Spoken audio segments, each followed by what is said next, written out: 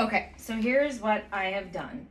I have replaced the old grody nasty batting with all new organic cotton batting that we get from CC's Wool, the same company that provides the organic cotton inserts for our pillows. But I did include the original horsehair. First of all, I know some people are grossed out by this, so it's not like they pluck it off the horse. It's dried and cured.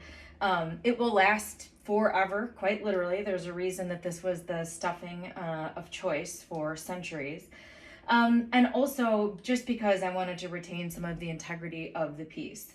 But what I did, I wrapped it in an old piece of muslin and I vacuumed it, so through the muslin. So it got all of the dirt and debris out. And then I've covered it with an additional layer and a half-ish of batting, so it's sandwiched in between.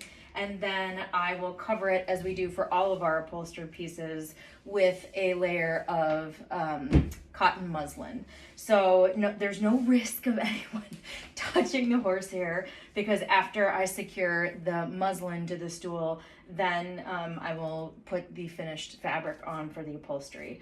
So everything in here is fresh and clean, with the exception of the horsehair, which has been sandwiched, but which I vacuumed, so it doesn't provide any dust or particles or things like that. So I'm using tacks. I've chosen to use tacks for this project as opposed to staples. First of all, I just like them better. Again, not to be like super annoying, but there's a reason that these things were used. I find on old hardwood like this, the staples can be difficult. And I've already had this splitting, so I don't want to apply a power tool here. Plus, the entire surface of this frame is pockmarked with holes from prior tacks. So especially for this first layer, when I'm just securing the muslin, I'm able to reuse some of these tack holes, which preserves the integrity of the wood and is a little bit less stressful for it. So what I'm doing as I go here, this is my first footstool, so I'm frankly a little bit making it up as I go. But no matter what, anytime you're upholstering, you want to make sure that the edges are rounded. They need to be pleasant looking and feeling. And the muslin should be taut, but you don't want it to be so taut that it tears. So basically you do one tack or staple in the middle on each of the four sides to hold it in place. And then what I do is I do one on the furthest point, and then as I go, I'm just sort of manipulating the batting, making sure it's not hanging over the edge, making sure it's nicely rolled and even. And there's always going to be opportunities to sort of fluff it and finesse it once it's done. And then it's just sort of a process of being careful with the edges, pulling the muslin taut, inserting a tack or a staple, and then once you get one side done, I always work on opposite sides. So I'll flip it do the other longer side, and then I will go around and do the two ends. Now, one of the cool tools that you can use, it's sort of an awl, but it's not designed for puncturing. It's designed for floofing. Which is the technical upholstery term for what I'm doing. So it has got a extremely fine point on it, needle sharp, and you can use it to sort of manipulate the batting and floof. I don't know that there's a better word to describe what I'm doing than floofing the batting. So again, this is not going to be perfect.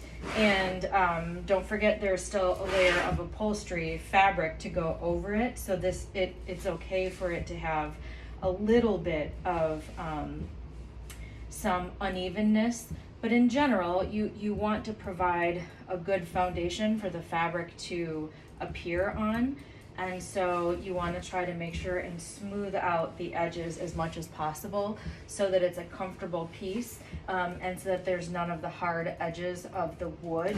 I like to make sure I'll go over, before I secure the corners, I will make sure and go over and ensure that there's cotton that comes all the way up to the edge, so that this isn't an unpleasant, the sharp edge doesn't show through, or so you can't feel it through the cotton. Okay, so I have gotten the muslin completely on. It is not it is not perfect. If Marilyn were here, she would tell me, stop fussing with it. One of the reasons I love upholstery is that it appeals to my type A nature. I always tell people if you can gift wrap, you can upholster. But it also makes it difficult for me to leave well enough alone. But you can see how springy and soft and cozy. The muslin is nice and taut. The horsehair gives it a little bit of spring, but it's not super bulky. Again, this isn't an ottoman, so you want it to be, I think at least, you want it to be sleek, so that the cushion isn't ginormous. A lot of times what happens, I think, when you see people do reupholstery, particularly if they're using foam, the pieces, the cushions tend to mushroom out beyond the scale of the piece of furniture. So now I am going to begin with the upholstery fabric portion of it, and I am leaning toward this, which I know you can't really see very well. It's a beautiful taupe and ivory, sort of a scroll-like pattern. I really want something that's going to be neutral for this piece and that's going to play well off of the dark wood. So I don't want to do anything. I don't want a bright, bold pattern. I don't want anything that's going to take away from the classic aesthetic of this piece or that is going to compete with the wood. So this is what I'm leaning toward. I'm going to lay it out, measure it, cut it, and we'll see how it goes.